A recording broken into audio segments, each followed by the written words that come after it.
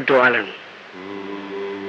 நாம் அந்த மகரிஷிகளிடத்தில் பெற்ற அந்த பேரின்பத்தை எல்லோரும் பெறணும். தான் பெற்ற இன்பம் பெருக வையகம். பாருங்க அவங்களுடைய அந்த தவ சக்தி ஞானம் எப்படி பாடினார்கள் அவர்கள். எதுக்கு அவங்க ஐயோ இறைவா நான் பெற்ற இன்பம் பெருக வையகம், எல்லோரும் இன்புட்டு இருப்பதை அல்லாமல் வேறொன்று அறிய பராபரமே என்றிருக்கார். சுப்பிரமணிய பாரதியார் பாடினாரு, தனி ஒருவனுக்கு உணவு இல்லையெனில் ஜெகத்தினை அழித்திடுவோம் என்றார். உலகமே இன்பமாக சந்தோஷமாக வந்தாலும் ஒரு மனிதன் பட்டினியில இருப்பானே, ஆனால் அது என்ன உலகம், ஜெகத்திலே அழித்திடுவோன்றாரு. என்ன தேச பற்று அவருக்கு, மக்கள் மேல உள்ள அன்புதான் என்ன அவரிடத்துல. இப்ப ஆதிசங்கரரும் தாய்மானாரும் ராமலிங்க வள்ளலாரும் ராமகிருஷ்ண பரமஹம்சரும் விவேகானந்தரும் இயேசுநாதரும் புத்தரும் இவங்களை எதுக்கு பிறந்தாங்க, எதுக்கு உபதேசித்தாங்க? உலகம் இயனும் பண்ணாங்க. தனக்காக தன் குடும்பத்துக்காக அவங்க வாழவே இல்லை. அப்படிப்பட்ட உபதேசம் நேற்று கூட நான் கல்முனையில ஒரு நமது பக்தர் ஒருவர் விபத்துக்குள்ளாகி படுக்கையில படுத்திருந்தார். போகும் பொழுதும் இந்த தமிழ்விலிருந்து திரும்பி வரும் பொழுதும் அவரை போய் பார்த்து ஆசீர்வதிச்சுட்டு வந்தோம். நேற்று அவரை போய் பார்த்து ஆசீர்வதிச்சு இருக்கும் பொழுது அதுல உள்ள ஒரு பெரிய டாக்டரும் மற்ற நர்ஸ்மாரும் அங்கு இருந்த அந்த சக வியாதியஸ்தர்களும் மற்றவர்களும் நம்ம இடத்துல விபூதி வாங்கி ஆசீர்வதிச்சார்கள். அடுத்த படுக்கையில ஒருத்தர் இருந்தாரு. அவர்கிட்ட நான் கேட்டேன், அவருக்கு விபூதி வைக்கலாமா? ஓ இல்ல இல்ல இல்ல, அவரு முஸ்லீமான், வைக்க மாட்டார். அதே நேரம் ஒரு டாக்டர் வந்து அங்க நின்றுட்டு இருந்தாரு. சரி அவரையும் ஆசீர்வதிப்பாரு. மற்ற டாக்டரும் ஆசீர்வதிச்சு காலில் கும்பிட்டு விழுந்து விபூதி வாங்கினார். இல்ல இல்ல அவர் வேலைக்காரர், வாங்க மாட்டார் உங்ககிட்ட. என்ன கேவலமான நிலையை பாருங்க. நாம தான் பைத்தியக்காரவங்க, வேத கோயிலுக்கும் அந்த பள்ளிக்கும் இந்த பள்ளிக்கும் நம்ம போய்கிட்டு இருக்கோமே இல்லாம அவங்க இவன் ஒரு ஒரு ஆசீர்வாதம் விபூதி வாங்க வேண்டாம், நெத்தியில பூச வேண்டாம். ஆனா அது அவர்களுக்கு சரியில்லையே என்று என் மனதுல பட்டுச்சு. அவமதிப்பு என்றுதான். என்னடா வியாதியில மரணப்படுக்கையில இருக்கிறவங்க நம்ம போய் நல்லா இருக்கணும், அவங்க அல்லாவின் பேர்ல அவங்கள ஆசீர்வதிப்போம். அல்லது இயேசுநாதர் பேர்ல அவங்கள நம்ம ஆசீர்வதிப்போம், அவ்வளவுதான். ஓ இந்து கிட்ட நம்ம வாங்கக்கூடாது ஆசீர்வாதம். ஒரு டாக்டர் படிச்சவர் ஒரு ஏளனமான சிரிப்பு சிரிச்சுட்டு அப்படி நிக்கிறாரு. நானும் கையெடுத்து கும்பிட்டு போயிட்டு வரேன் டாக்டர்னு வந்தேன். என்ன செய்ய, இந்த நிலைமை என்னைக்கு மாறுதோ அன்னைக்குதான் நமக்கு நிம்மதி, சாந்தி, சமாதானம். அதனால நமக்கு அந்த கலை வேண்டாம், வேற்றுமைகள் வேண்டாம். நாம் ஒற்றுமையோடு இருந்து ஜெகதபங்களை செய்து மாமகரிஷியோட அருளாசியை பெற்று நிம்மதியாக சாந்தி நிறைந்த ஒரு வாழ்க்கையை வாழணும். அதுக்கு காயத்ரி மந்திரம், மிருதங்க மந்திரம், இந்த மகரிஷிகளுடைய நாமாவளி, அது மகா மந்திரம். தெய்வங்களே உண்டாக்கவல்ல, தேவர்களே சபிக்கவல்ல ஆற்றல் பெற்றவர்கள் மகரிஷிகள். இந்திரனே சபிக்கும் தவ ஆற்றலை பெற்றிருந்தாரு விஸ்வாமித்திர மகரிஷி. காயத்ரி ஜபத்தை ஜபிச்சு தனி உலகத்தை சிருஷ்டிச்சார். திரிசங்கு சொர்க்கம் என்ற உலகத்துல.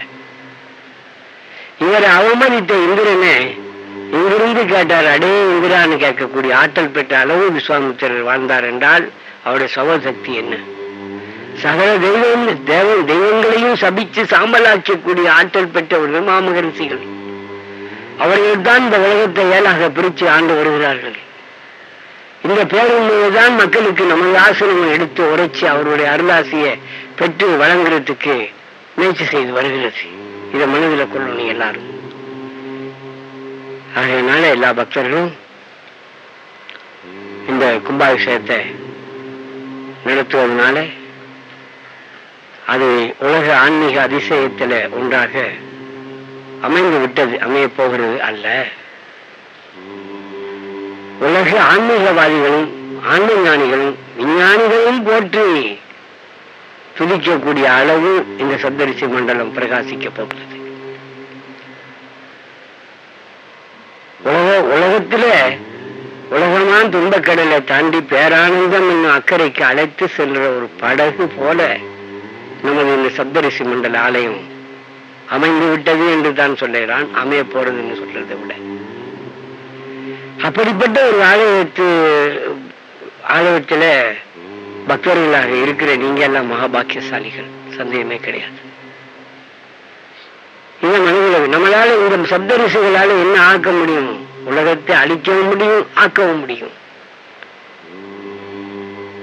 அப்படிப்பட்ட போராட்டல் தவ ஆற்றல் பெற்ற இந்த மகரிஷிகளை ஒரு அருளாசியை தாங்கி மனுலக மக்கள் உய்ய அந்த மகரிஷிகளே எடுத்த முடிவின் பேர்ல அவர்களுடைய கொடுத்த வடிவமைப்பின்படி வர்ணங்கள் தீட்டுறது, வடிவமைப்பு அனைத்தும் அவர்கள் கொடுத்தது இங்க நம்ம அமைக்கப்பட்டு இருக்கோம்.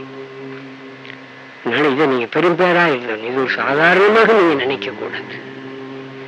நேற்று நான் உங்களுக்கு மகரிஷிகளுடைய குழந்தை அவர்கள் என் மனதுக்குள்ள தோன்றி சொன்னதைத்தான் சொன்னேன். எல்லோரும் சேர்ந்து கும்பாபிஷேகத்தை வெற்றிகரமாக ஆடம்பரமாக அல்ல, பக்திமயமாக நடத்தி அந்த சப்தரிஷிகளையும் சித்தர்களையும் அங்கு சிரஞ்சீவியாக எழுந்தருள செய்து அவர்கள் அருளாட்சி நடத்த வழிவகுத்து அந்த அருளைய மண்ணுலகம் பூரா பிரகாசிக்க செய்து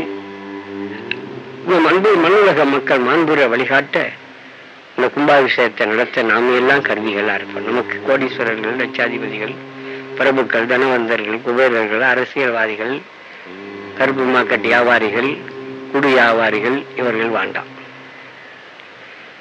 இன்று பல ஆலயங்கள்ல நாம் பார்க்கிறோம், இப்படியான இவர்கள் தான் தலைவர்களாக வண்ணக்கர்களாக இருந்து கோயிலுடைய புனிதத்தை கெடுத்து வருகிறார்கள்.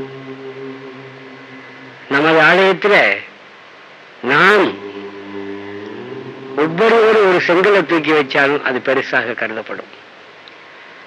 ஒவ்வொருவரும் வந்து ஒரு குருத்த பின்னி மாயிலையை கொடுத்தாலும் அது ஒரு பெரிதாக கருதப்படும்.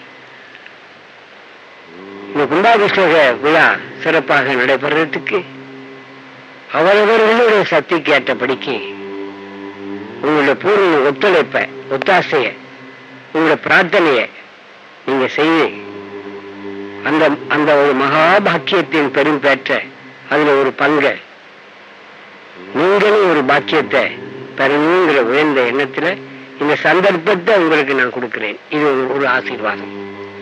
இது எல்லாருக்கும் கிடைக்கக்கூடிய சந்தர்ப்பம் அல்ல. இதை நன்மை கூடாது. நாம் எல்லாரும் எந்தோ சரித்திரம் படைச்சு இந்த பூமண்டலம் உள்ளவரையில மகரிஷிகளுடைய ஆசி அந்த அவருடைய ஆட்சி செயல்பட்டு லட்சம் மக்கள் அருள் பெறக்கூடிய ஒரு ஸ்தாபனம் பண்ணி கும்பாபிஷேகம் பண்ணக்கூடிய ஒரு பெரும் பேற்றுக்கு நாம் பங்கு கொண்டோம். நமது ஜன்மாதி செய்த பாவங்கள் எல்லாம் எரிஞ்சு இன்னும் பல ஜென்மங்களுக்கு நம்முடைய பரம்பரை அவருடைய அருளாசியை பெற்று சீருட்ட நிலையில சிறப்பு பெற்று வாழ ஒரு பெரிய ஒரு சந்தர்ப்பம் இது. இதை நழுவ விடாதீர்கள் என்று நான் உரிமையோடு உங்கள்கிட்ட கேட்டேன். இவ்வளவு பேர் போகும், நான் கடைக்கடையா போக வேண்டாம்.